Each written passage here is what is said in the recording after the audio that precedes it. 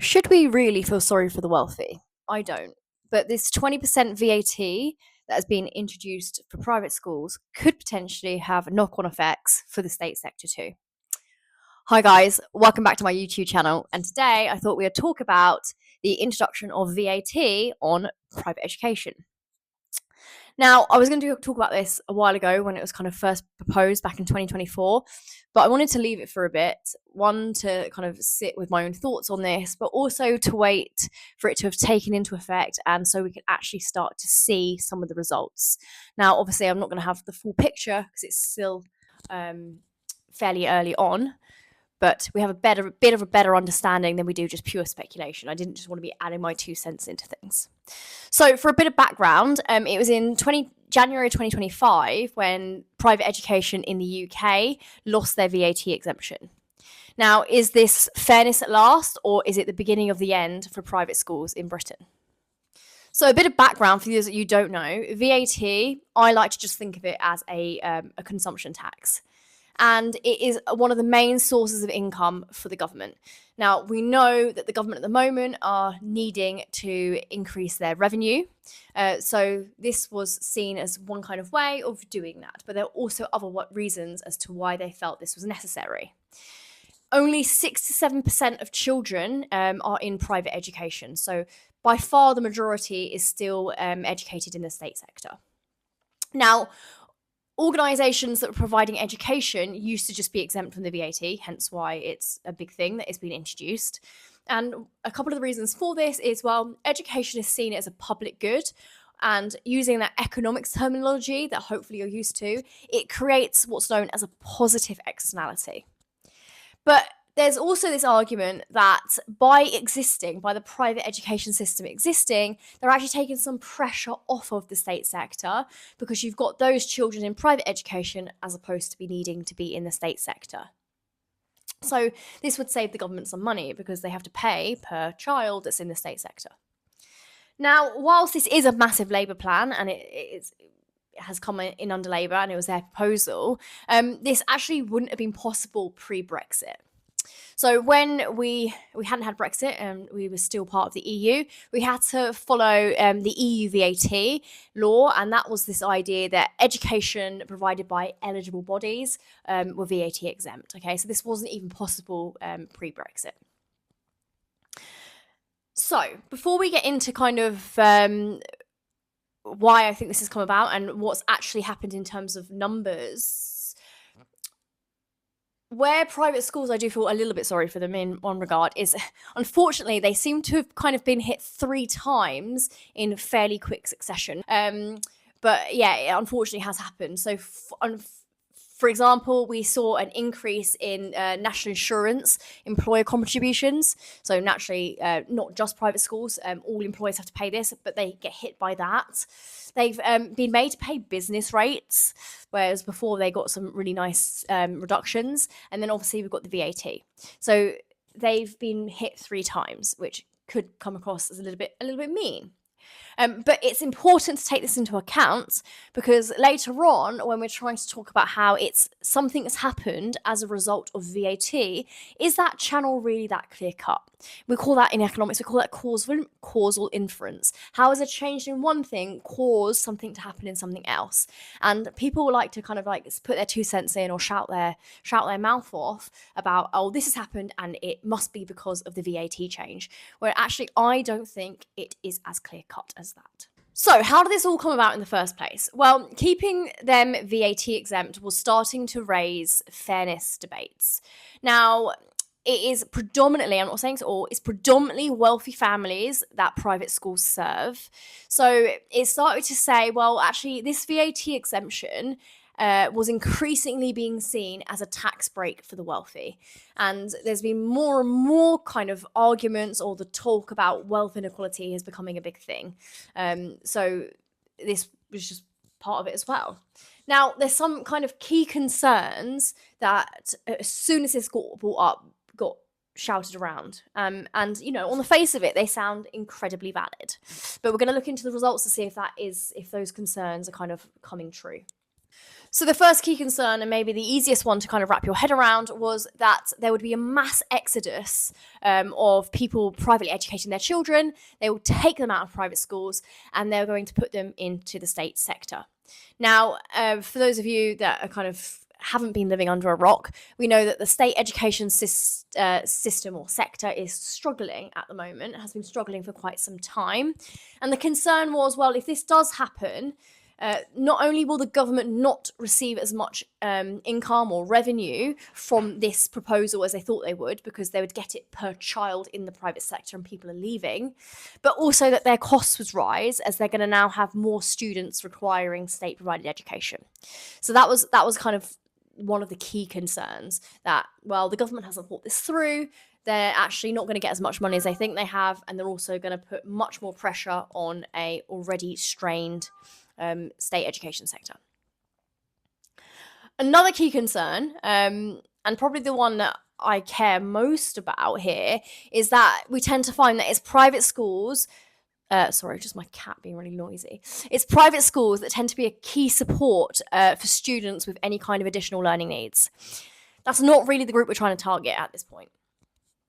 We're not trying to target the vulnerable or the disadvantaged. So that's the quick background, a bit of reasons why, and some key concerns that got thrown up as soon as this kind of got proposed back in August. Now, since it's been in since January, so about around 9 months, kind of we can start to get an idea of how this is panning out. Now, I've kept up to date with the news on this, and unfortunately, I found the news on this to be a little bit like clickbaity or a little bit misleading. They kind of give big titles that give off the wrong message, even if when you go on to read it, it does kind of clarify things, but humans have short attention spans, and they obviously did that on purpose, right? So one of the key titles that I saw was, well, private school numbers have dropped by 11,000. They've used that number 11,000 because it sounds really, really high. But actually, that's only a drop of 1.9% in terms of private education numbers. So it's a small percentage, but sounds like a really big number. Now, they've got this from the census, okay? So that's true. We think that, well, the data backs up. Private school numbers have dropped by 11,000 if you compare to what they were in January 2024 to January 2025. Now, the census itself does not provide the reason why there's this drop. So it's wrong to automatically attribute it to the VAT, okay? But also, it doesn't then say, hang on a minute, we've added extra pressure to state schools, because there has also been a drop in the number of pupils not at private school. So there's something else going on here that looks as if it's not to do with VAT. And now, I'm not saying there's not any of them that haven't dropped out due to VAT, but it'd be really, really wrong for us to automatically assume that's the case. And I think that's the easiest conclusion that people come to. A change has happened. We've seen this drop. It must be because of that. But that's just poor econometrics, okay? We tend to forget that international students actually make up private school numbers. Now, these are actually down 2.6%. Now, again, it's pure speculation as to why they're down. And even if we've got like anecdotal evidence that the international students have decided not to come to the schools in private schools in Britain because of VAT, that's actually less of a concern for us, in the sense of international students would not be eligible to then access the free state-provided education. So the main concern being that they would come over to the free provided state education wouldn't be the case with international students.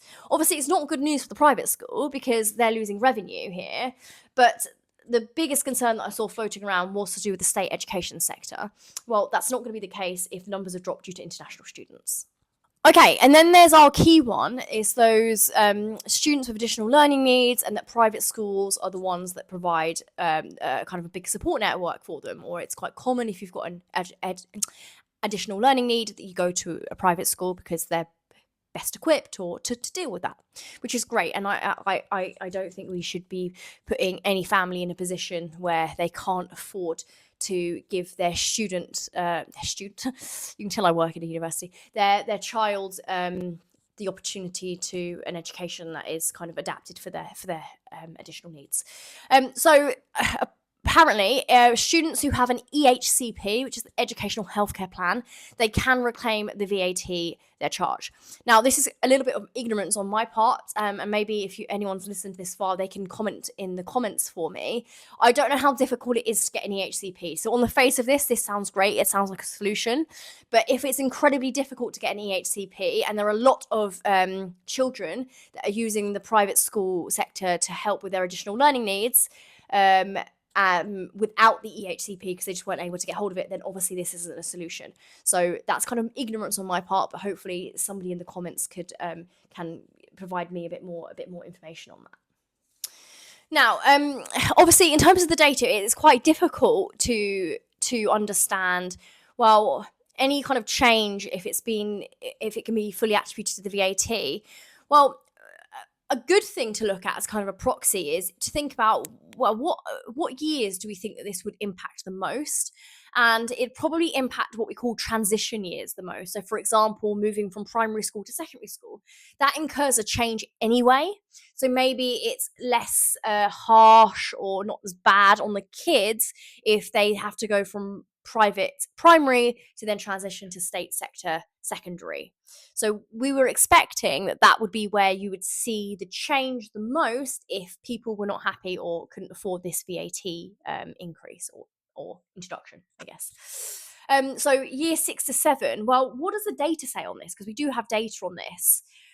Well, where do we look? Well, let's look at a couple of key areas where there's a large number of private schools. So London is one of them, and Surrey is another. And the data shows there's not been a significant dip in students not getting their first choice of secondary school.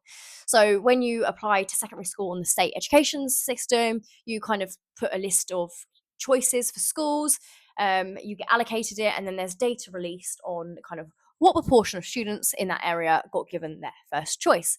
Now, if you were expecting in those areas, because of the implementation of the VAT, you would suddenly see a lot more of those people applying to state schools. You would expect maybe there'd be a dip in the first choice, but that's not been the case. And if that isn't concrete enough with first choice, then, well, what we would see is we would see a massive or significant increase in the number of applications for a year 7 state school place. And again, the data just does not show that. I think it's a slight increase, but it's nowhere near significant. It's kind of an increase that would be kind of a fluctuation you could expect in a year. So from kind of a parent's point of view that had kids in private school, their main fear was that the schools would not absorb the VAT hit, and they would then, so it would be fully passed on to parents. But actually, when we looked at it, on average, private schools have reduced their fees, and we actually saw them increase their number of bursaries given on average as well. So schools obviously found themselves in a position where they could manage such a hit with the VAT. Now, what I find really interesting with this, I mean, obviously, suddenly being charged 20% when you weren't expecting it is significant. But the private school fees don't just remain constant every single year; they tend to increase every year as it is. And it's very rarely do they just increase in line with inflation. They typically tend to exceed inflation anyway. And every year when that happens, that doesn't seem to affect numbers. So why would it be that the introduction of VAT would cause such an increase as well? I mean, obviously 20% compared to, I don't know, 5%, that is a big difference. But it's not as if these parents aren't prepared for fee increases. Another thing that I heard was you hearing about, well, the top private schools, this isn't gonna affect them. It's going to be more the lower private schools that are going to be massively impacted. Maybe it's the fact that they can't absorb the VAT hit, or typically they tend to attract. They have slightly lower fees than top ones, and therefore they're not attracting as quite wealthy parents, and therefore they would be significantly more affected by the introduction of the VAT. So you hear about private schools that may be having to shut down because of their loss of revenue. especially because they've been hit 3 times. But I just don't think this causal inference is clear enough, especially when I just said they've been hit 3 times. So the way they're getting their outgoings, their costs have increased 3 times. So I don't think it's clear cut enough to say it's purely because of this VAT introduction. So what's left? Well, you get margin cases of families who can just about afford to send their kid to the private school they're at. And you hear stories about, well, hang on a minute, we work incredibly hard and sacrifice luxuries such as family holidays to afford to send them to this private school because we massively prioritize education in our household, which, look, I think is honorable and I think is amazing. Don't get me wrong. And then they're saying, but this VAT has just ruined them because it's not a kind of increase that they can kind of weather. Now, naturally, I do feel incredibly sorry for any individual who has to leave a school environment that they're used to, that they like, and maybe is benefiting them educationally. I really, really do. So on the individual level, I do care. However, if we think about kind of the majority, there are plenty of families who work hard, don't have luxuries such as family holiday, but still could never afford to send their kids to private school. So it's not just about like, I work hard and I sacrifice luxuries and you haven't bothered. There are lots of people in that situation and still private school is not an option, but we don't kind of award them the same sympathies that I think these other families are being awarded. And I don't entirely think that's fair. So yeah, I feel sorry for those individuals, but not enough that I think that introducing VAT is a bad idea. What I really hope is that the aim of this introducing VAT was so that the government gets more revenue and they can invest this more into the state education and to improve it. And if you do that, you're improving education for the majority, which is something that I will always vouch for. So if you got this far and you've listened to me kind of ramble through thoughts, but also actually give some kind of evidence on what the data shows, put your views in the comments. I have a feeling this is going to be kind of like a highly charged topic. So write a few comments to me about what you think. Yeah. Bye, guys.